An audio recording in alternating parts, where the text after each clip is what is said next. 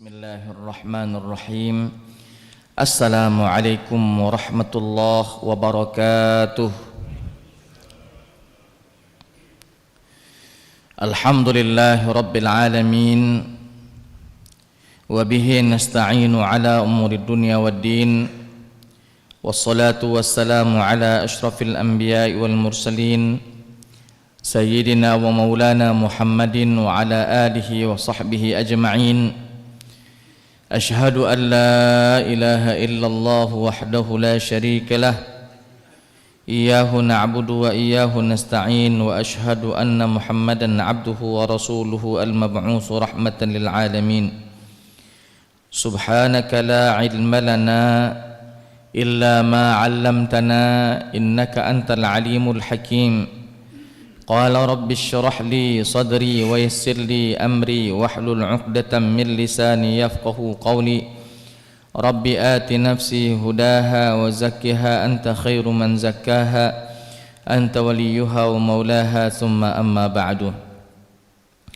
Ma'asyiral hadirin jamaah salat subuh Masjid Baitur Rahman yang dimuliakan oleh Allah Subhanahu wa taala. Syukur alhamdulillah, di subuh hari Sabtu ini kembali kita dipertemukan oleh Allah Subhanahu wa taala dalam kondisi sehat wal afiat.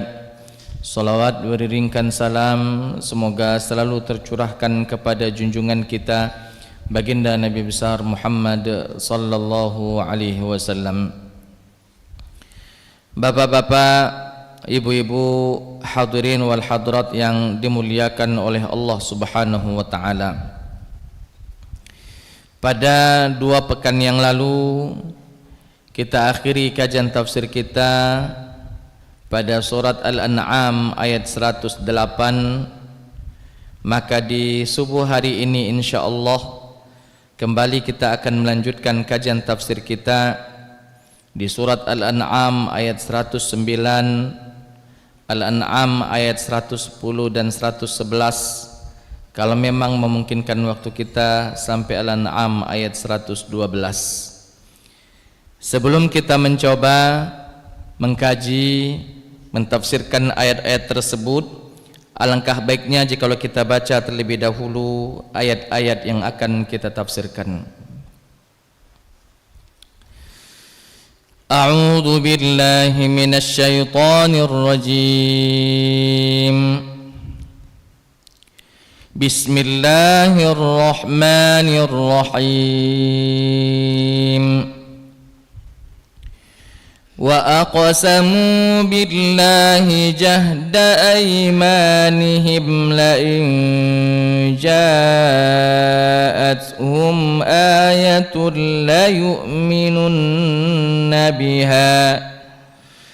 Qul innamal ayatu 'indallahi wa ma yush'irukum annaha idza ja'at la yu'minun. Wa nuqallibu af'idatahum wa absarahum kama lam yu'minu bihi awwala marrah wa nadharuhum fi tughyanihim ya'mahun. Walau annana nazzalna ilaihimul malaikata wa kallamahumul mauta wa hasyarna alaihim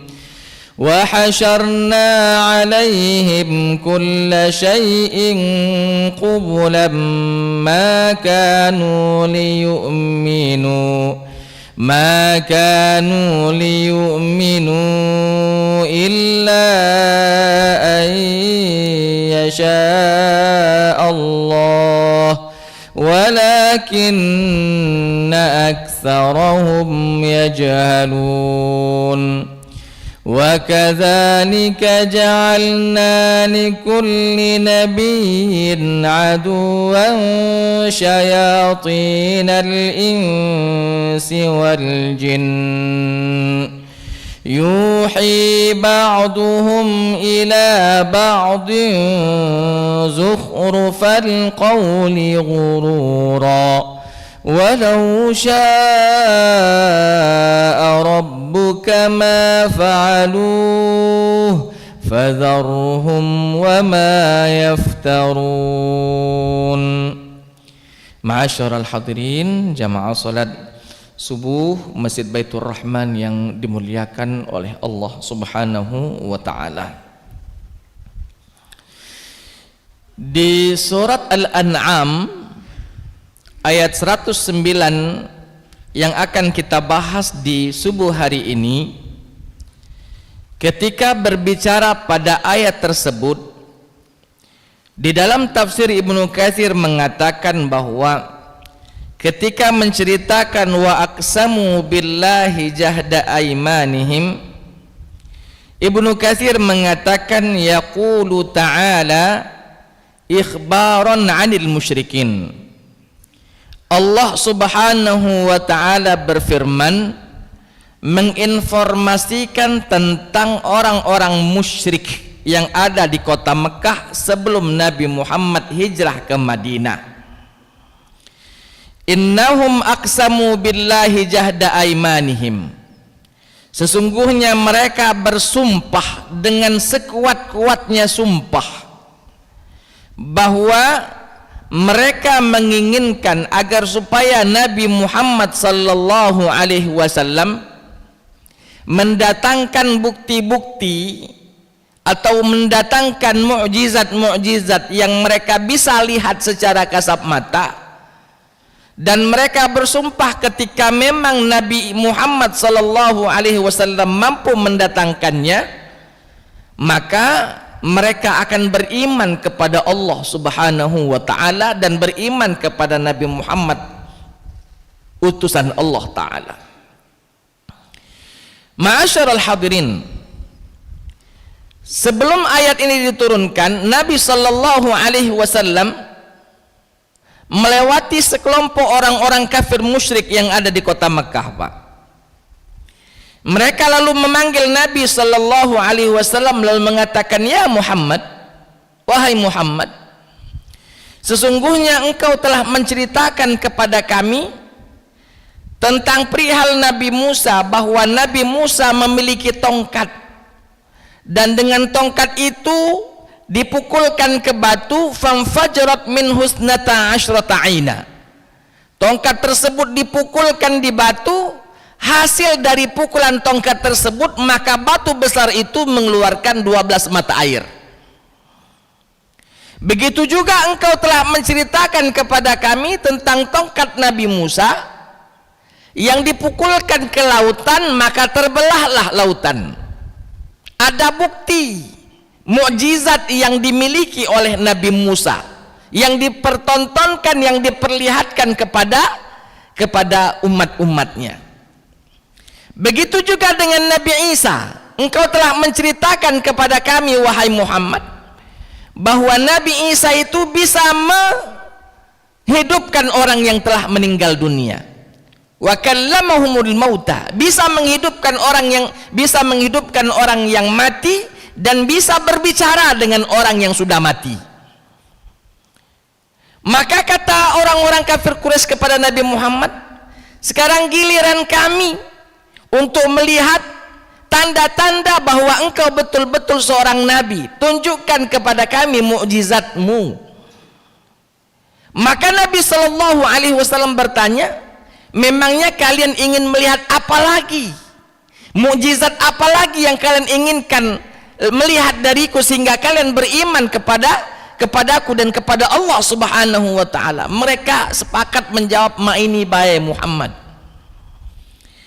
engkau jadikan saja Bukit Sofa sebagai emas.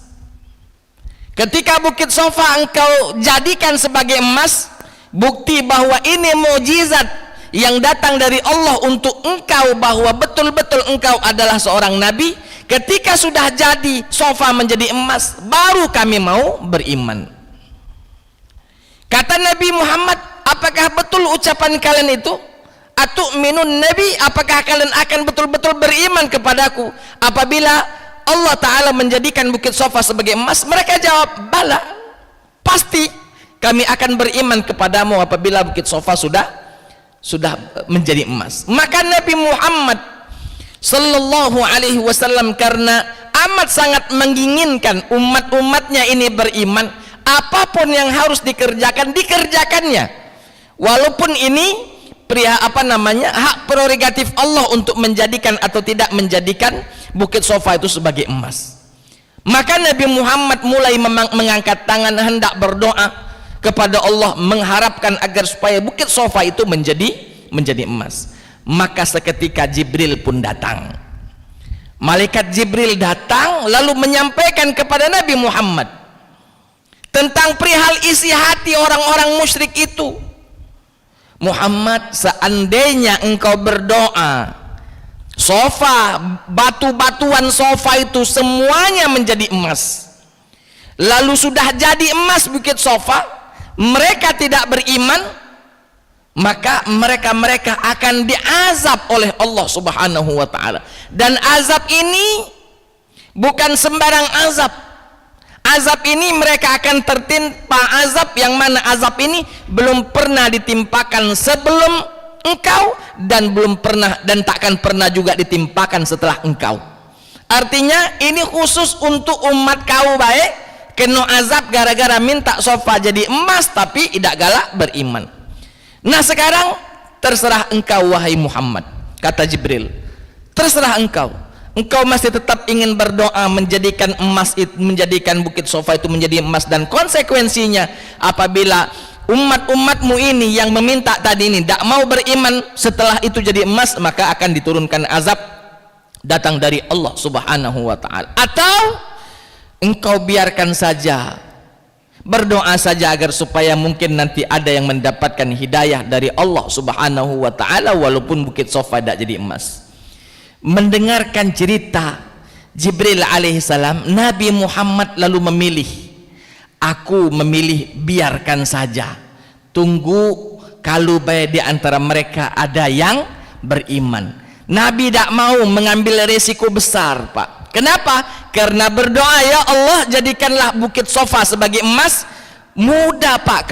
Kalau Nabi menginginkan, ya Allah jadikan semua gunung ini emas semua, bukan cuma di Mekah saja, bukan cuma di Madinah saja, seluruh dunia gunung jadi emas, mudah. Innama amruhu idza arada syai'an ayyaqula lahu kun fayakun.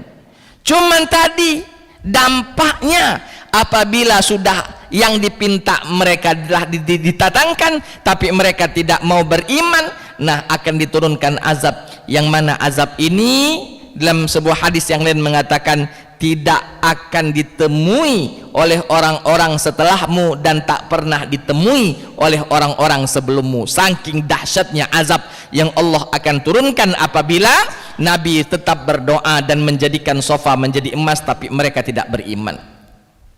Bapak Ibu hadirin, maka ayat ini turun, wa aqsamu billahi jahda aimanihim.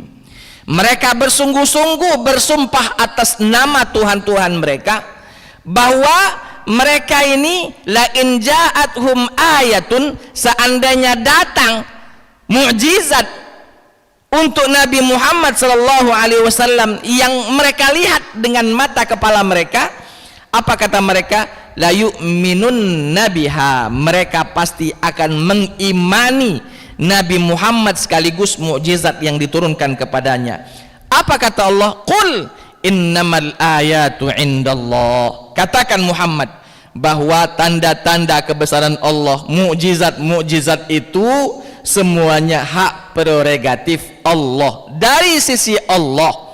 Allah ingin memberikan atau tidak memberikan, menampakkan atau menyembunyikannya, kesemuanya atas izin Allah Subhanahu wa ta'ala. Qul innamal ayatu indallah wa ma yush'irukum annaha idza ja'at la yu'minun. Kira-kira bagaimana apabila mukjizat itu datang tapi mereka tetap tidak mau beriman kepada Allah Subhanahu wa ta'ala. Di ayat yang lain ketika mereka juga meminta Bukit Safa dijadikan emas, Allah turunkan inna fi khalqis samawati wal ardi wa ikhtilafil laili wan nahari la ayatil liulil albab. Mereka hanya ingin menjadikan bukti-bukti itu seperti Safa jadi emas, padahal sudah banyak bukti-bukti kebenaran Allah, sudah banyak bukti-bukti tentang kekuatan, keesaan, ketuhanan Allah Ta'ala dan kemukjizatan Nabi Muhammad. Salah satunya adalah inna fi khalqis samawati wal ard, sesungguhnya di dalam penciptaan langit dan bumi, wa ikhtilafil laili wan nahar, pergantian siang dan malam, la ayat, itu adalah tanda-tanda kebesaran Allah, liulil albab, bagi orang-orang yang memiliki akal yang jernih, memiliki akal yang sehat. Mereka tahu ini adalah tanda-tanda, bukti-bukti kebesaran Allah, bahwa betul ada Allah yang mengatur alam semesta sehingga terjadilah yang namanya ada langit, ada bumi dan pergantian siang dan malam. Bapak Ibu hadirin wal hadrat rahimakumullah. Kita sebagai umat Nabi Muhammad sallallahu alaihi wasallam, yang mana beliau telah meninggalkan kita 1400-an tahun yang lalu, tidak ada mukjizat yang sampai ke kita saat ini, tidak ada mukjizat yang masih berada di tengah-tengah kita ini kecuali satu, Al-Quran, Pak. Sisa dari mukjizat-mukjizat Nabi sallallahu alaihi wasallam yang lain, seiring wafatnya Nabi, maka hilanglah mukjizat yang Allah berikan kepada Nabi, kecuali satu, Al-Quran. Kecuali satu adalah Al-Quran, mukjizat yang Allah berikan kepada Nabi Muhammad. Masalahnya kita ini kadang juga tidak beriman kepada Al-Quran, padahal itu bukti kenabian Nabi Muhammad, padahal itu bukti bahwa Nabi Muhammad utusan Allah, delegasi yang diutus oleh Allah kepada kita umat manusia, bahkan bukan hanya kepada manusia, lissaqalaini lil alami ajma'in, rahmatan lil alamin. Buktinya yang masih ada adalah Al-Quran, dan Al-Quran ini bagi orang yang mengimaninya, bagi orang yang membacanya, bagi orang yang mengamalkannya, maka akan betul-betul mendapatkan keimanan yang baik. Kenapa? Karena ini mukjizat yang Allah berikan kepada Nabi Muhammad, yang ditinggalkan, diwariskan kepada kita. Makanya Nabi mengatakan dengan tegas, taraktu fikum amroini, aku tinggalkan kepada kalian dua perkara, in tamassaktum bihima, seandainya kalian memegangnya teguh, lan tadillu abada, tidak akan pernah sesat selama-lamanya. Apa itu? Pertama Al-Quran, kitabullah, dan yang kedua sunnah Nabi sallallahu alaihi wasallam, ditinggalkan untuk kita. Nah sekarang kita mau tidak beriman kepada mukjizat ini? Jangan-jangan kita seperti orang-orang kafir Quraisy, ingin beriman kepada Allah dan Nabinya apabila kita melihat mukjizat itu di depan mata kita. Seperti orang-orang Yahudi mengatakan, seandainya Al-Quran itu turun seperti kertas, turun dari langit, ya, turun Al-Quran kertas dari langit baru dikumpulkan, kami percaya, kata orang-orang Yahudi.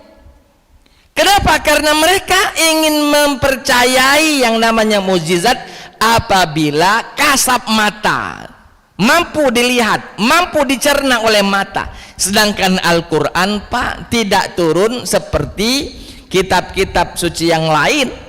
Turunnya berupa wahyu perantara malaikat Jibril, tidak kati kertas-kertas yang kita jenguk melayang. Tahu-tahu Nabi Muhammad dapat bisikan mukjizat, wahyu datang dari Allah Ta'ala, lalu disampaikan kepada kita dan kita catat. Dan itu susah untuk diimani oleh orang-orang Yahudi, susah untuk diimani oleh orang-orang Nasrani. Mereka menginginkan Al-Quran turun bedebek nian galau-galau. Ini Al-Quran 30 juz, bacolah. Tidak mah itu.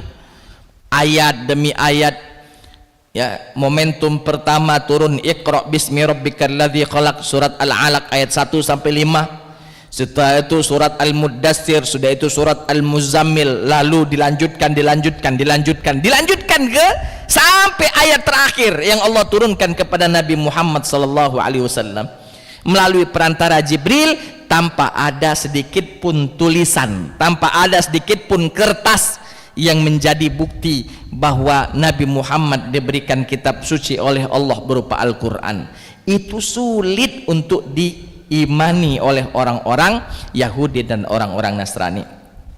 Bapak Ibu hadirin wal hadirat rahimakumullah. Oleh sebab itu, mari betul-betul kita menyadari bahwa mukjizat Nabi Muhammad, Nabi kita, kekasih kita, idola kita, kita mencintai beliau melebihi daripada cinta kita kepada diri kita atau setiap manusia. Maka kita mari ya betul-betul kembali lagi mengimani Al-Quran, membacanya, lalu mengamalkannya, bukti iman kita kepada Allah dan Rasulnya. Bapak Ibu hadirin wal hadirat rahimakumullah. Masuk pada ayat selanjutnya 110 dalam surat Al-An'am. Allah Subhanahu wa taala berfirman, "Wa nuqallibu afidatahum wa absarahum kama lam yu'minu bihi awwal marrah."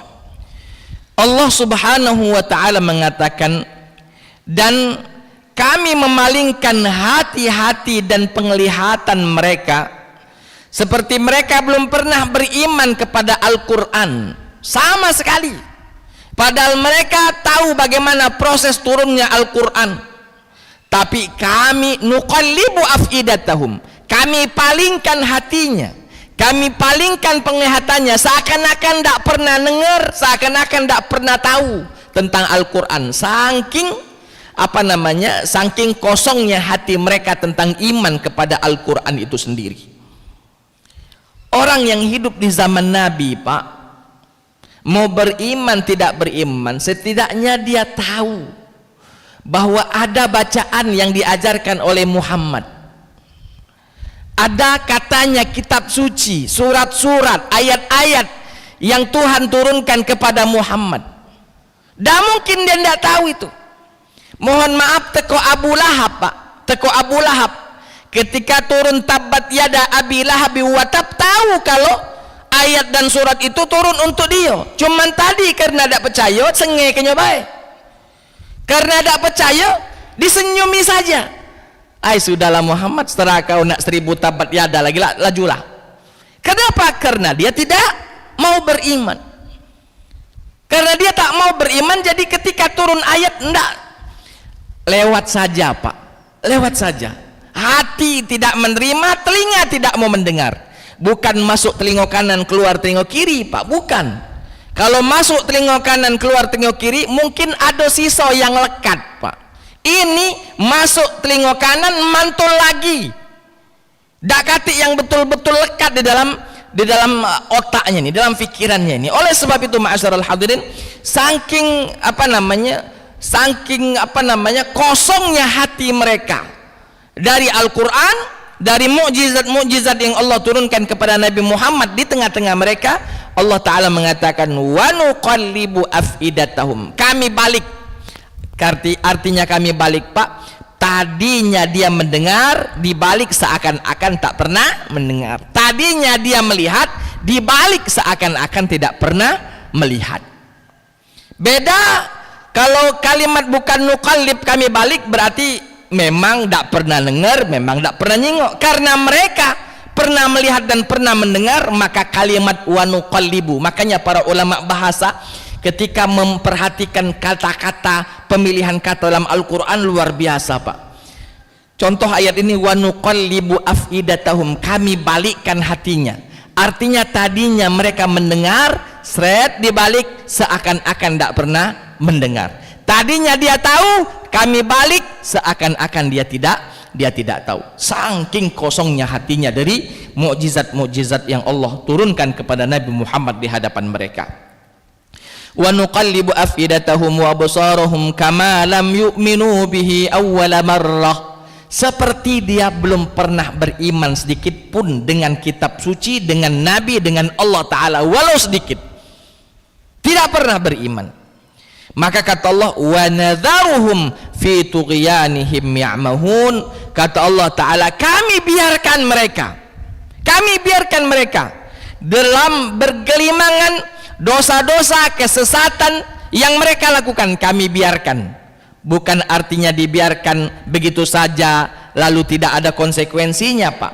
Maksudnya kami biarkan situ, sudahlah lah diingat ke dia masih tetap tak galak, lajulah kau, pilihlah kendak kau, gawi ke apa yang nak kau gawi ke, tapi ingat kami lepaskan kau di dunia baik, kami biarkan engkau di dunia saja, di dunia saja. Wa nadharuhum fi tughyanim ai fid dunya, kami biarkan mereka di dalam kesesatannya, bergelimangan dosa, biarlah di dunia, fit dunia.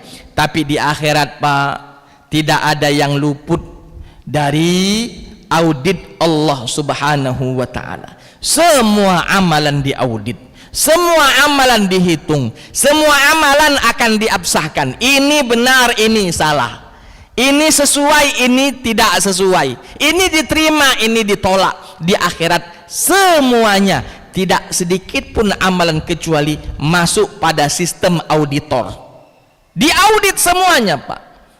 Jadi wa nadharuhum fi tughyanihim ay fid dunya, kami biarkan dia di dunia ini, Pak, terserah, biarkanlah, terserah, tidak diturunkan azab, biarkan dia bersenang-senang.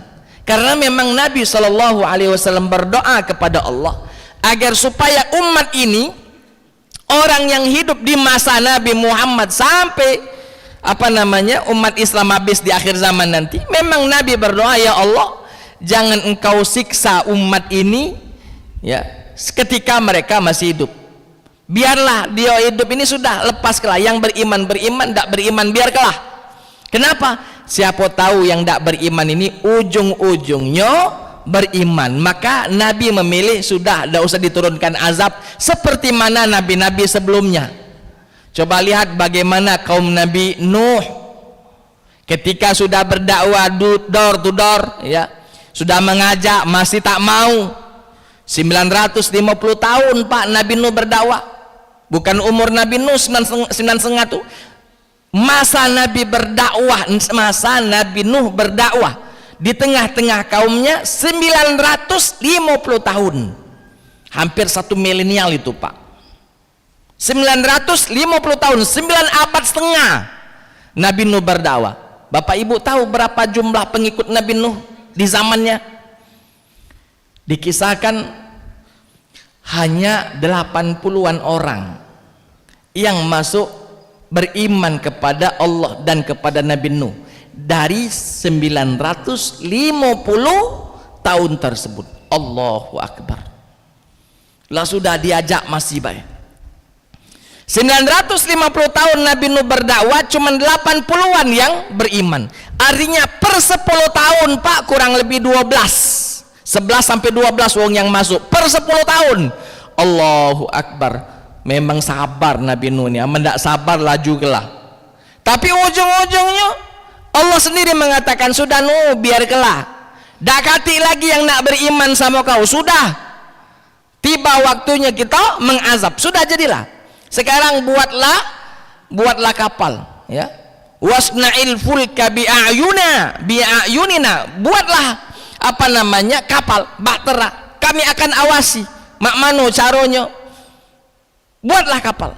Kenapa? Karena Allah Ta'ala mengatakan ladak katik lagi yang nak beriman, kecuali uang yang sudah beriman, yang belum beriman dak katik lagi yang nak beriman. Sudah, kalau mak itu kita selesai ke baik. Janganlah muigo mereka hidup di pucuk muka bumi ini. Maka datanglah banjir, tenggelamlah orang. Jangankan manusia, atau gunung lagi tenggelam, Pak. Diriwayatkan bahwa bahtera Nabi Nuh itu terdampar di gunung Ararat, Pak, di gunung Judi, di pegunungan Ararat Turki.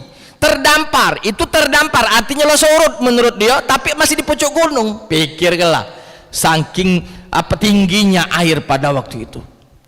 Begitu juga kaum Nabi Lut, Allah hancurkan. Begitu juga kaum Nabi Saleh, begitu juga kaum Ad, kaum Samud, dan lain-lain, dihancurkan oleh Allah Subhanahu wa ta'ala. Nabi Muhammad memilih berdoa kepada Allah agar supaya umat ini tidak terkena azab sampai mereka nanti meninggal dunia. Kalau mereka masih hidup, sudah biar kebe Tuhan, kalau baik dia nak beriman. Tapi kalau lah sudah mati, serah nak diapo ke. Amalah mati terserah nak diapo ke. Dalam kubur nak ditangani, tanganilah.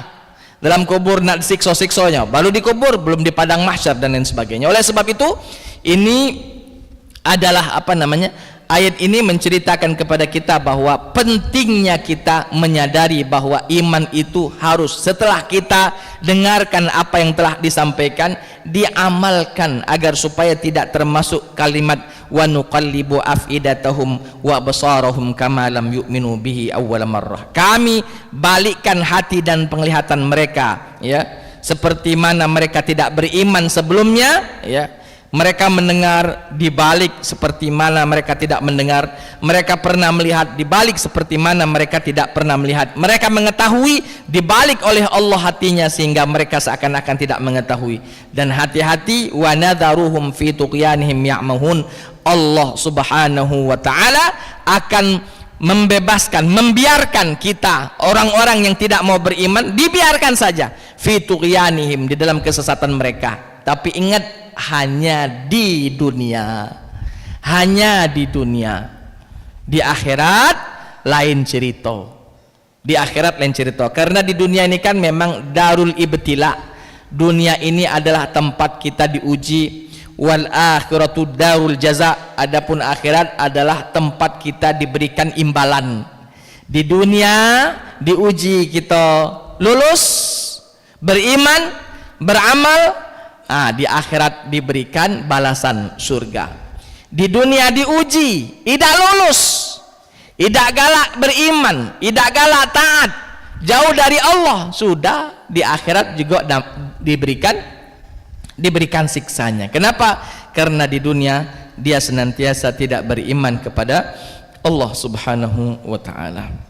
Bapak Ibu, masuk pada ayat 111 dalam surat Al-An'am. Allah Subhanahu wa taala berfirman, "Walau annana nazzalna ilaihimul malaikata wa kallamahumul mauta." Kata Allah, seandainya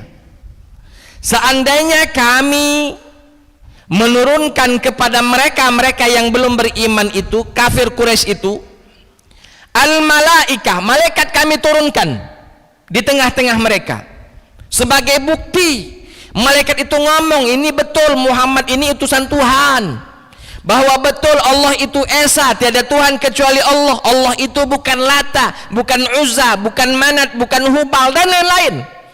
Seandainya Allah turunkan para malaikat menjelaskan kepada mereka, beriman tak? Belum tentu. Wa kallamahumul mauta, seandainya Allah bangkitkan orang yang sudah mati itu, dihidupkan lagi orang yang sudah mati itu, dibangkitkan lagi orang dari kuburnya, lalu mengatakan, menyampaikan kabar kepada mereka bahwa Muhammad ini betul utusan Allah. Tuhan itu adalah Tuhan yang satu, tiada Tuhan kecuali Allah. Tuhan itu bukan Lata, bukan Uzza, bukan Manat, bukan Hubal dan lain-lain. La syarika lahu, tidak ada sekutu bagi Allah. Beriman tak dia? Belum tentu, Pak. Wa hasyarna alaihim kulla syai'in qubula. Kata Allah Ta'ala, bahkan bukan hanya itu, bukan malaikat kami turunkan, bukan cuman orang mati kami hidupkan, memberikan bukti kepada mereka bahwa Allah itu Esa, Nabi Muhammad utusan Allah.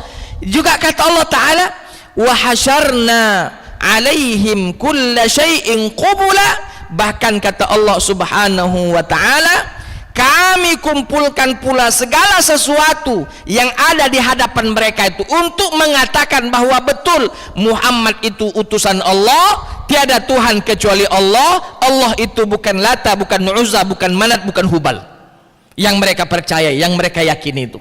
360 berhala yang mereka sembah, Pak, di sekeliling Ka'bah itu, di Mekah Al-Mukarramah.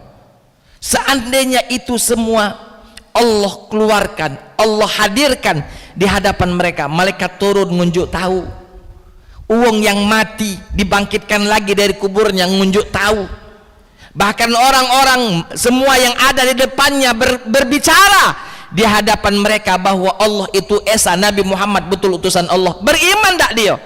Belum tentu. Kata Allah Ta'ala, makanu liyu'minu, takkan pernah mereka beriman.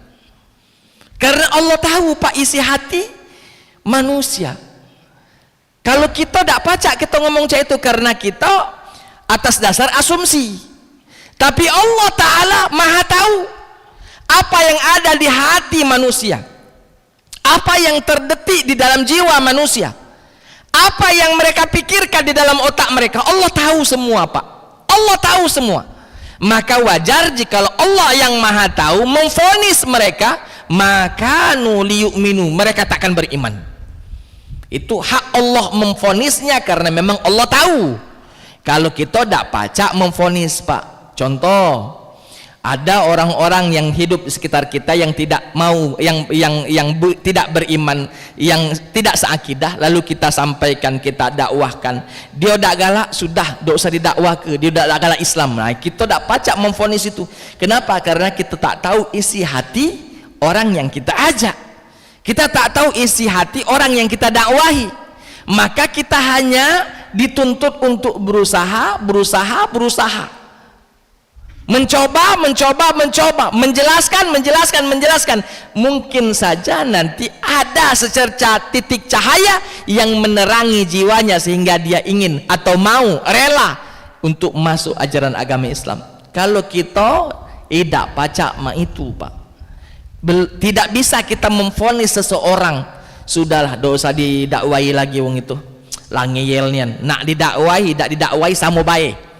Kita tidak katik hak untuk mengatakan itu Pak. Kenapa? Karena kita tidak tahu isi hati manusia. Tapi Allah yang maha kuasa, Allah yang maha tahu, Allah yang maha faham. Kata Allah, jangankan yang dijingok depannya ini, teko malaikat turun ngunjuk tahu bahwa kami ini malaikat, ngunjuk tahu bahwa Tuhan itu siko, bukan 360 berhala ini. Tuhan itu hanya satu, tiada Tuhan kecuali Dia, yaitu Allah. Ini Muhammad betul utusan Allah.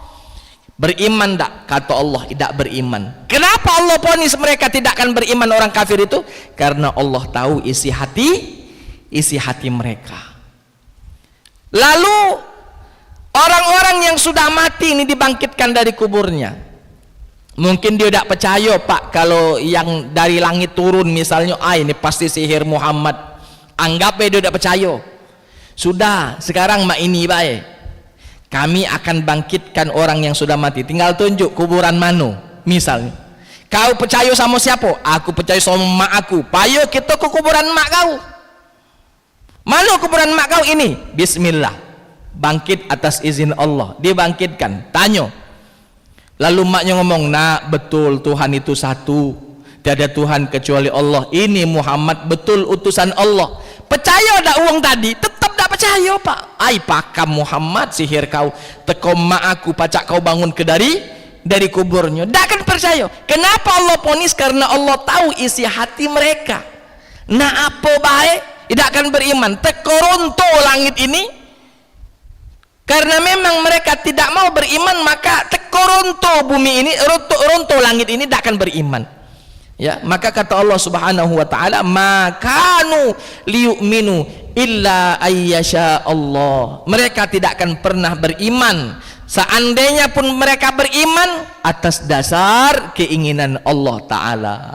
Nah, ini juga menjelaskan kepada kita ya, penting yang namanya hidayah Allah itu Pak. Maka mintalah hidayah Allah, setiap saat agar supaya iman kita selalu terjaga, selalu tumbuh berkembang baik ya dengan bagus, maka iman akan menjadi kokoh. Maka di ayat ini illa ayyasha Allah, mereka tak akan beriman kecuali atas dasar Allah menginginkannya. Karena kalau Allah sudah menginginkan, dak katik yang dak pacak. Semuanya bisa jikalau Allah Subhanahu wa taala menginginkannya. Tapi kata Allah, walakinna aktsarahum yajhalun, tapi kebanyakan di antara mereka yajhal, ya, tidak mau tahu Pak, membodohi diri sendiri. Lah sudah nyingok depan mata, seharusnya mereka beriman, tapi mereka tidak mau beriman kepada Allah. Siapa yang bodoh? Dia membodohi diri dia sendiri. Dia membodohi diri dia sendiri. Dia tahu Pak, malam itu gelap, Malam itu gelap, dia tahu. Malam itu dingin, dia tahu. Tapi dia tidak mempersiapkan dirinya untuk menghadapi gelapnya malam dan dinginnya malam. Dia tidak mau itu. Kedinginan dia, buyan dewe namanya. Dia telah membodohi dirinya sendiri. Seharusnya kita prepare, mempersiapkan diri. Oi, malam mage becaknya hujan. Terus sudah semua god-god itu rapi ke, takutnya banjir. Masuk banyu ke rumah lah, judak tidur gitu. Prepare, kita persiapan. Nah, itu orang yang punya akal itu, Pak. Orang yang punya akal. Kita pun demikian. Kita sadar bahwa hidup ini tidak lama. Hidup ini tidaklah abadi. Ada masanya kita akan meninggalkan dunia. Dan banyak sudah contohnya. Banyak sudah contohnya. Aku tidak perlu Pak cerita tentang uang-uang di luar sana, di masjid sana. Di masjid kita nih baik, aku tahu beberapa jamaah kita yang aktif kajian tafsir Al-Quran laliwat galau. Karena saya sudah bertahun-tahun Pak di masjid kita ini, alhamdulillah membersamai kita di sini. Ya. Dari masjid kita yang di bawah, yang belum ada ini, sampai masjid di bawah, sampai masjid kita ke pojok. Saya tahu siapa-siapa yang sudah lewat galau. Kalau makan, setelah ini makan kan, setelah kajian makan, bercanda kita, saya tahu. Kadang aku makan Pak, ingat sama bapak fulan, ingat sama bapak fulan. Oh iya bapak itu lah sudah laju, lah sudah lama, lah liwat dan lain sebagainya. Tahu bahwa dunia ini tidak lama, tahu bahwa mati itu pasti akan datang. Tapi kalau tidak prepare, tidak persiapan, tidak mempersiapkan diri, membodohi diri kita sendiri. Lah tahu mati pasti, di kuburan akan ditanya. Apa yang ditanya? Siapa Tuhan kau? Tidak baca modal hafalan Pak. Kita bisa menjawab siapa Tuhanmu, kita jawab Allah apabila iman kita itu kita amalkan keseharian kita. Kita bisa menjawab Allah adalah Tuhanku apabila kita sholat 5 waktu sehari semalam, berpuasa di bulan Ramadan, mengeluarkan zakat di akhir Ramadan, mengeluarkan zakat mal apabila sudah sampai haul dan nisabnya, pergi haji bagi yang mampu, menutup aurat, bersedekah dan lain-lain. Amalan itulah yang akan merekam ketika kita ditanya man rabbuka, siapa Tuhanmu, maka kita akan menjawab dengan lantang Rabbi Allah, Tuhanku adalah Allah subhanahu wa ta'ala. Jadi bukan modal hafalan. Jadi kalau kita tahu bahwa hidup ini tidak akan lama, akan datang masanya kita meninggalkan dunia, kalau masih tidak prepare, tidak persiapan, sungguh yang salah bukan Allah, sungguh yang salah bukan nabinya, sungguh yang salah bukan orang-orang yang menyampaikan risalah Allah ini, tapi yang salah kita dewek karena kita tidak mau mempersiapkan diri. Makanya di dalam Al-Quran Allah Ta'ala mengatakan, ya ayyuhalladzina amanu taqullah wal tanzur nafsum ma qaddamat lighad. Hai orang-orang yang beriman, bertakwalah kamu kepada Allah dan perhatikanlah, persiapkanlah apa yang akan engkau temui di hari-hari esok berikutnya. Hari esok bukan hari Minggu Pak, hari esok bukan hari Senin, bukan. Hari esok di sini maksudnya di akhirat nanti. Setelah hidup di dunia, apa yang akan Anda temui di akhirat nanti, dan apa yang akan kita temui di akhirat tergantung dengan usaha dan amalan kita ketika kita berada di atas muka bumi ini. Saya kira itu saja dulu yang bisa saya sampaikan pada kesempatan kali ini. Kita coba buka sesi tanya jawab, yang nak bertanya diaturi Bapak Ibu.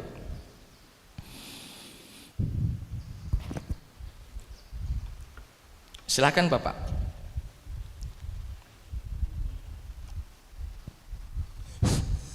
Baik, terima kasih. Assalamualaikum warahmatullahi wabarakatuh. Assalamualaikum warahmatullahi wabarakatuh. Jadi tadi kita sudah sama-sama mendengar bahwa sehebat apapun mukjizat Nabi itu untuk memberitahu orang-orang kafir agar beriman itu ternyata sebagian kecil juga yang beriman, sebagian kecil kan ingkar kufur. Nah ini saya membanding-bandingkan antar ayat di dalam Al-Quran Pak, mungkin Pak Ustadz bisa menjelaskannya secara sistematis. Yang pertama misalnya kata Allah, soal iman itu adalah soal hidayah, dan aku yang punya hak prerogatif memberikan hidayah kepada siapapun yang aku kehendaki. Itu yang pertama. Yang kedua, di Quran juga dikatakan bahwa manusia itu sudah dibekali dua pilihan, mau jalan fujur, mau jalan takwa, mau beriman, mau kafir, gitu kan. Nah, jadi artinya orang itu sudah diberi perangkat untuk memilih itu. Nah, tapi di sisi lain ada hidayah. Ya. Lalu kita sebagai orang muslim kan disuruh menyampaikan sesama muslim, fazakir innama anta muzakir, sampaikan, karena menyampaikan kebajikan itu ada gunanya, ada manfaatnya. Nah, yang saya tanyakan, di akhir zaman ini katakanlah ceramah banyak, pengajian banyak misalnya, tapi keimanan umat ini semakin lemah begitu kan, semakin lemah. Karena apa? Kita saksikan saat ini di mana-mana kemunkaran, kefasikan, perzinahan, korupsi merajalela di mana-mana. Jadi secara global aspek-aspek hidayah, artinya yang membuat orang beriman itu kira-kira ada asbabnya yang harus kita buat. Di samping asbab itu mungkin apakah asbab itu tidak sepenuhnya atau harus juga bergantung kepada Allah. Terima kasih. Assalamualaikum warahmatullahi wabarakatuh. Waalaikumsalam warahmatullahi wabarakatuh. Begini Pak, kita faham betul bahwa hak prerogatif Allah lah memberikan hidayah kepada siapapun yang Allah inginkan. Hak prerogatif Allah. Walaupun kita manusia mencoba untuk memberikan jalan agar supaya dia mendapatkan hidayah, tapi kalau Allah sudah tutup pintu hidayah dari seorang, nak 1000 nabi pun dikirim tidak akan beriman. Tidak akan beriman orang tersebut. Kenapa? Allah sudah tutupi jalan hidayah bagi dirinya. Tapi di sisi lain Allah Subhanahu wa taala mengatakan fa'alhamaha fujuraha wa taqwaha. Kami ilhami manusia itu dua jalan, jalan kebaikan dan jalan kesesatan. Jalan keburukan yang disebut dengan fujur, jalan kebaikan yang disebut dengan takwa. Tinggal pilih. Konsekuensinya jalan kebaikan surga, jalan kejahatan neraka. Bagaimana ini menyikapinya? Begini Pak, kita ini kadang tidak sampai kepada bahwa ini bukannya ini bertentangan, bahwa Allah mengatakan hidayah hak prerogatif aku, tapi aku unjuk dua jalan. Mak manu aku unjuk dua jalan padahal hidayah masih di tangan Allah. Jawabannya begini Pak, tidak salah pemikiran kita itu, cuman harus harus disusun pemahaman itu supaya runtutannya benar. Kalau misalnya ada sejarah kotak 1, kotak 2, kotak 3 sampai kotak 5, tidak bisa kotak 1 langsung naik kotak 5 langsung turun lagi kotak 3, akan pusing kita untuk memikirkannya. Maka harus diurut-uruti dulu, kotak 1 sudah, kotak 1 cari mana kotak 2, ini kotak 2, kotak 3 sampai kotak 5, barulah kita baca dengan sistematis. Sudah bagus tuh. Jadi bagaimana caranya? Begini Pak, inti sekali yang harus kita yakini bahwa Allah itu alim. Alim, arti alim itu Allah maha mengetahui. Allah maha mengetahui, itu harus kita suntikkan di akal kita. Allah maha mengetahui. Atas dasar pengetahuan Allah yang maha tadi, Allah tahu siapa yang betul-betul kepengen hidayah, siapa yang main-main dengan hidayah. Nah, yang galak hidayah, ini galak hidayah, kunjuk hidayah. Yang main-main tentang hidayah ini main-main baik, ini ngolah ke baik. Sudah, mungkin secara jasmani orang itu becak nyari hidayah, tapi Allah tahu isi hatinya bahwa wong ini tak. Walaupun bertemu hidayah tetap dak galak beriman, sudah langsung di blok lah, langsung di blacklist lah. Jangan sampai kita nyusah ke diri ngadep ke dia tapi dia tetap dak galak masuk Islam. Jadi intinya yang harus kita betul-betul pegang, Allah itu maha alim, Allah maha tahu, Allah maha bijaksana, dan kebijaksanaan Allah itu tidaklah menzolimi satu hamba pun. Jadi jangan sampai orang-orang yang kafir mengatakan aku terzolimi. Siapa yang menzolimu? Allah. Kenapa Allah menzolimu? Seharusnya aku juga diunjuk hidayah, bukan cuman si fulan, masa aku tidak? Allah maha bijaksana, Pak. Kebijaksanaan Allah tidaklah menzolimi siapapun. Kenapa Allah tidak memberikan hidayah kepadamu? Karena kaunya tidak galak nerimu hidayah. Mulut bayang manis ngomong aku nak dapat hidayah, kepengen nian dapat hidayah, tapi isi hati siapa yang tahu? Yang tahu hanyalah Allah Subhanahu wa ta'ala. Nah, dari sinilah hak prerogatif Allah itu dimainkan. Ini Allah maha tahu isi hati seseorang, ini betul dia ini mau Islam, walaupun mungkin tingkah lakunya belum nyari-nyari kebenaran, masih enjoy, masih dia party-partian, masih senang dengan dunia, tapi Allah tahu di dalam hati orang ini ada keinginan untuk mendapatkan hidayah. Nah, Allah buat jalan itu supaya orang tersebut menjalani jalan-jalan supaya dia mendapatkan hidayah. Tapi orang-orang yang di dalam hatinya Allah tahu tidak ada niat sedikit pun masuk Islam, sudah kata Allah ini tidak usah diatur, tidak usah diagu igino, nak diapo ke bayi masih tetap tak kalah Islam, sudah langsung di blacklist bela, diblok lah jalan, jangan mening kepala kalau bahasa kita mah itu. Jadi makanya Allah Ta'ala memberikan pilihan kepada kita, fa'alhamaha fujuraha wa taqwaha. Kita diilhami, disuruh milih, nak milih fujur, gawian jahat, wa taqwaha atau gawian bagus, nak gawian salah atau nak gawian soleh. Fujur gawian salah, takwa gawian soleh. Nak amal salah, lajulah konsekuensinya neraka. Nak amalan soleh, lajulah konsekuensinya dalam surga. Makanya akal ini, Pak, diagungkan di dalam Islam. Orang tidaklah diberikan beban ibadah kalau akalnya tidak sempurna. Dia anak-anak, belum akil balik, belum mumayyiz. Walaupun anak kita yang 5 tahun ke bawah itu, atau 6 tahun, atau anggap saja 10 tahun ke bawah, tidak sembahyang, tidak puasa, berdosa tidak, karena memang akalnya belum sempurna. Sama seperti orang yang sudah akil balik tapi stres, dia akalnya kurang secanting, misalnya kurang secanting, dapat cara ngijokannya, maka ini rufi'al qalam, diangkat pena, tidak tercatat gawean dia sebagai dosa.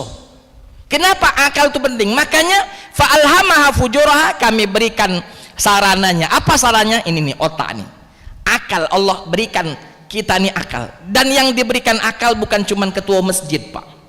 Yang diberikan akal bukan hanya ketua RT, ketua RW, kepala desa, lurah, camat, sampai presiden. Yang diberikan akal itu setiap individu, karena setiap individu yang akan dihisap, bukan hanya ketua masjidnya, bukan hanya ketua RT, ketua RW sampai presiden yang dihisap, tapi per individu. Maka diberikan akal per individu supaya kita bisa mencerna mana yang hak, mana yang batil, mana yang benar, mana yang salah, sehingga pilihan tersebut akan berdampak dengan apa yang akan kita dapatkan di akhirat nanti.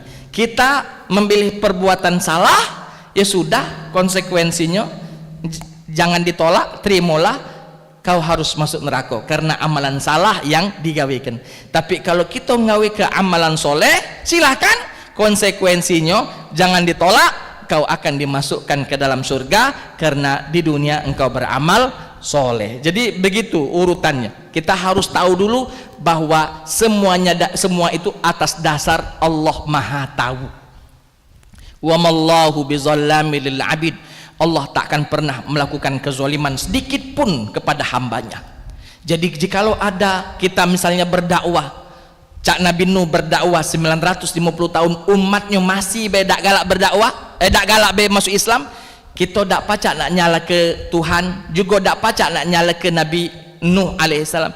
Ini sudah diunjuk, cak jalannya sudah diunjuk, dan Allah maha tahu siapa yang nak beriman, siapa yang tidak beriman. Sudah dari situ be sudah divonis oleh Allah Subhanahu wa taala, ini yang beriman, ini yang tidak beriman. Jadi Angle-nya adalah Allah Maha tahu, Allah Maha bijaksana, dan Allah tidak akan pernah menzolimi hambanya. Allah Maha adil.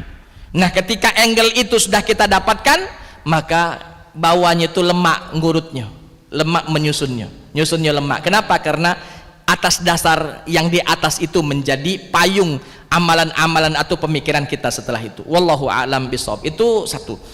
Yang kedua tadi tentang lemahnya iman, ya, lemahnya iman. Memang tidak dipungkiri, Pak, akhir zaman memang begitu, fitnah. Nabi sendiri sudah mengingatkan bahwa fitnah akhir zaman itu dahsyat, dan kita ini sudah berada di akhir zaman. Bukan hanya kita di akhir zaman, semenjak Nabi Muhammad diutus, akhir zaman sudah dimulai. Jadi sudah 1400 tahun akhir zaman itu sudah berjalan, Pak. Karena Nabi mengatakan, tidaklah aku diutus kecuali diutus kepada kaum akhir zaman. Jadi akhir zaman itu semenjak Nabi Muhammad diutus sudah mulai, start akhir zaman dimulai. Artinya akhir zaman ini sudah 1400 tahunan sudah berjalan. Alangkah lamanya, tidak tahu di mana ujungnya.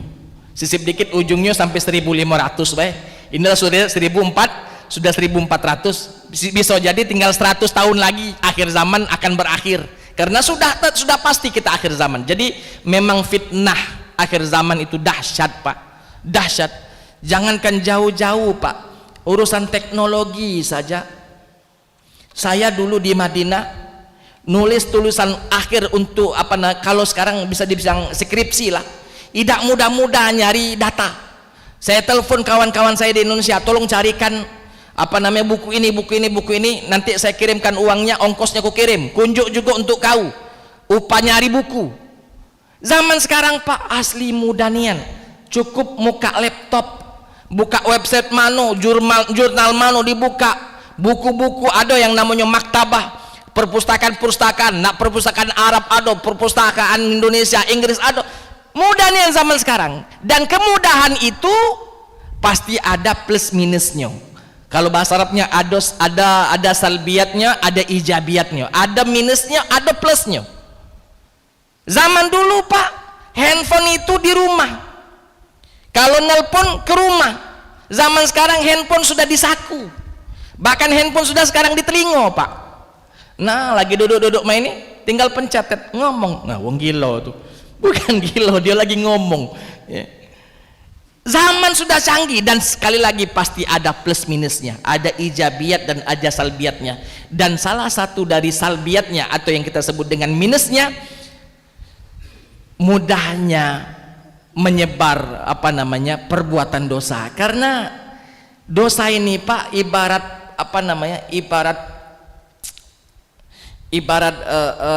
penyakit itu menular. Semakin cepat informasi itu sampai kepada orang, akan semakin cepat pula lah menyebarnya kemaksiatan tersebut. Kenapa zaman dulu tidak seperti sekarang? Karena agak lambatnya informasi sampai. Kalau tidak ditelepon tidak sampai, kalau tidak kirim fax tidak nyampe. Kalau sekarang, Pak, ya salam, kita di kamar, Pak, pacak nyingo apa gawe wong Amerika, apa gawe wong di Mekah sana, lagi tawaf ngapo dan lain sebagainya. Mudah sekali. Makanya mudahnya informasi menyebar berarti pasti salbiatnya atau ijabiatnya, minusnya juga banyak. Artinya cepatnya menyebar perbuatan-perbuatan dosa. Jadi harus hati-hati. Ittaqullaha mastata'tum, bertakwalah kalian kepada Allah semampu kita, agar supaya kita yang hidup di zaman fitnah ini bisa betul-betul melewatinya dengan baik dan bijaksana kita, sehingga ketika kita meninggalkan dunia ini dalam kondisi aman, husnul khotimah insyaallah. Ada di belakang, ada, silakan. Siap, Ibu. Silakan, Ibu.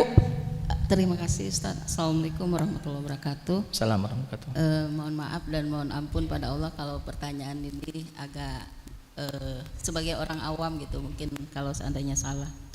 Jadi menarik sekali terkait dengan mukjizat Rasulullah yang saat ini kita bisa lihat dan kita pegang, itu Al-Quran.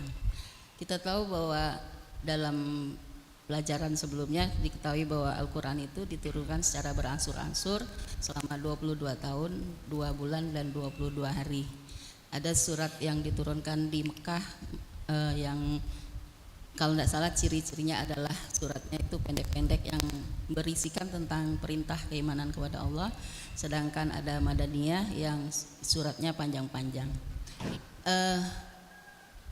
Surat yang diturunkan pertama itu adalah Al-Alaq, yang kalau kita tahu bahwa surat Al-Alaq itu berada di juz 30 dan sementara yang juz 1 itu diawali dengan Al-Fatihah. Kemudian yang menulis Al-Quran itu sendiri pada zaman Rasulullah yang saya tahu itu ada yang mengatakan 4, ada yang mengatakan 6. Yang 4 itu Zaid bin Sabit, Ali bin Abi Thalib, Muawiyah bin Abu Sufyan dan Ubay bin Ka'ab. Sementara ada juga yang tidak diperintahkan secara langsung oleh Allah. Selain dari itu adalah Ubay bin Ka'ab, Zaid bin Sabit, Muaz, kemudian Abu Darda, Said Ubaid dan Abu Zaid. Yang dimana di dalam yang pengetahuan yang saya baca juga bahwa surat Mekah yang diturunkan di Mekah atau Makkiyah itu 82 ayat, sementara di Madinah itu 29 ayat. Yang menjadi poin pertanyaan saya adalah siapa ataupun apakah Rasulullah ataukah melalui wahyu itu sendiri yang memerintahkan untuk menulis bahwa ayat pertama itu, surat pertama itu justru bukan Al-Alaq tetapi Al-Fatihah. Baik. Kemudian apakah pada waktu diturunkan wahyu itu, kalau tidak salah juga ada 3 cara. Yang pertama dari Allah ke Lauhil Mahfuz, kemudian dari Lauhil Mahfuz ke Baitul Izzah, dan dari Baitul Izzah itu ke Rasulullah. Apakah saat diturunkan itu ada semacam katakanlah catatan bahwa untuk juz pertama itu Al-Fatihah, juz 30 dan seterusnya itu. Baik. Itu yang pertama yang saya tanyakan. Yang kedua terkait dengan sejarah tadi bahwa ada umat yang menginginkan Rasulullah menunjukkan mukjizatnya dengan menunjukkan Bukit Safa itu menjadi emas, sehingga kalau tidak salah persepsi bahwa Rasulullah tidak jadi berdoa untuk menjadikan emas. Bagaimana sikap dari mereka yang begitu tahu bahwa Rasulullah tidak menunjukkan keinginan dari mereka? Adakah ada cerita bahwa mereka akhirnya beriman atau mereka justru katakanlah marah dan menyerang Rasulullah? Terima kasih. Assalamualaikum warahmatullahi wabarakatuh. Assalamualaikum warahmatullahi wabarakatuh. Ibu, begini, di dalam penyusunan surat di dalam Al-Quran, Al-Fatihah, Al-Baqarah, Ali Imran sampai surat An-Nas, itu walaupun ayat pertama turunnya adalah atau surat atau ayat-ayat pertama Al-Alaq 1-5, lalu dilanjutkan surat Al-Muddatsir, dilanjutkan surat Al-Muzammil dan lain-lain, kenapa tidak sesuai urutan turunnya saja? Di juz 1 Al-Alaq dulu, karena Al-Alaq pertama turun, setelah Al-Alaq misalnya Al-Muddatsir, baru Al-Muzammil dan lain-lain. Jawabannya begini, Bu. Jawabannya begini. Penyusunan Al-Quran, penyusunan surat-surat Al-Quran itu tauqifi. Arti tauqif itu sudah ketetapan yang Allah tetapkan. Nabi Muhammad SAW sebagai penyampai wahyu telah menyampaikan wahyu ini kepada para umatnya, bukan hanya isi dari surat dan isi dari ayat saja, tapi Nabi Muhammad sudah memberitahu ini nanti letakkan di sini, ini letakkan di sini, ini letakkan di sini. Jadi ini bukan proyek macak-macak Utsman bin Affan atau proyek macak-macak Abu Bakar, Umar dan Utsman, karena di zaman Abu Bakar, Umar dan Utsman inilah Al-Quran dibukukan, Pak. Ingat, dibukukan, bukan dibekukan, dibukukan. Nah, di zaman Utsman bin Affan baru selesai pembukuan dari Al-Quran itu. Nah, penyusunan surat-surat tersebut tidaklah sesuai atas dasar turunnya surat pertama itu yang ditulis, karena Nabi telah mengajarkan kepada mereka pertama sekali ditulis adalah Ummul Kitab. Al-Quran, setelah itu surat ini, setelah itu surat ini, setelah surat ini surat ini. Bahkan ada surat, misal ada ayat yang diturunkan, kata Allah nanti, kata Nabi, ini ayat ini letakkan setelah ayat ini. Jadi tidak langsung satu surat turun galo-galo, misalnya Al-Baqarah 286 turun galo-galo, tidak. Al-Baqarah 286 itu berpisah-pisah penuh penurunannya. Cuman Nabi menyampaikan kepada para sahabatnya, nanti ini letakkan di sini, ini letakkan di sini. Dan dulu Ibu, sistemnya hafalan, bukan sistem tulis menulis. Karena Nabi Shallallahu Alaihi Wasallam, kalaupun menulis, yang boleh ditulis hanyalah Al-Quran. Karena pada waktu itu, ya, para sahabat yang bisa menulis, karena jarang orang yang bisa menulis Pak, termasuk kebanggaan kalau kita bisa membaca dan menulis. Pada waktu itu sahabat menulis semua apa yang Nabi ucapkan, Al-Quran kah atau hadis. Maka Nabi SAW melarang sahabat untuk menulis hadis. Kenapa? Dikhawatirkan bercampurnya antara firman-firman Allah yang disebut dengan Al-Quran dengan hadis-hadis Nabi yang disebut dengan sunnah-sunnah Nabi yang kita sebut dengan hadis. Maka sekali lagi jawaban yang pertama, soalan pertama, bahwa penyusunan surat dalam Al-Quran itu tauqifi, sudah jelas, tidak bisa dirubah-rubah lagi, karena itu sudah ditentukan oleh Allah. Begitu juga tadi disinggung bahwa Al-Quran ini turun pertama sekali dari Allah ke Lauhil Mahfuz. Lauhil Mahfuz nanti ke Baitul Izzah. Baitul Izzah itu langit dunia. Baitul Izzah nanti baru turun ke Nabi Muhammad. Apakah begitulah susunan Al-Quran seperti mana yang ada di kita? Iya. Maka turunnya nanti tidaklah berurutan, turunnya tidak, ini Al-Fatihah dulu turun, sudah itu Al-Baqarah, tidak, turunnya sesuai konteks, sesuai hajat, sesuai kondisi, ya, turunnya sesuai konteks dan kondisinya. Kalau hajatnya ini, turun ini, cuman tadi penyusunannya sudah sempurna dari Al-Fatihah sampai An-Nas yang ada di Lauhil Mahfuz. Maka susunan Al-Quran kita pun demikian di dunia ini, susunannya sama seperti susunan yang ada di Lauhil Mahfuz. Itu jawaban pertama. Jawaban kedua, apa tadi ya? Itulah, sudah ya. Jadi begitu kurang lebih Bu yang bisa saya sampaikan, karena waktu kita sudah masuk waktu duha, sudah masuk waktu isyraq. Saya cukupkan sejuk. Mudah-mudahan kita semua diberikan taufik dan hidayah oleh Allah Ta'ala, iman kita diperkuat oleh Allah, dan amalan kita diperbaiki oleh Allah Subhanahu Wa Ta'ala, sehingga nantinya amalan-amalan kita ini akan mempermudah jalan kita menuju surga Allah Subhanahu Wa Ta'ala. Itu saja, terima kasih atas segala perhatian, mohon maaf atas segala kekurangan. Hadanallahu wa iyyakum ajma'in. Assalamualaikum warahmatullahi wabarakatuh.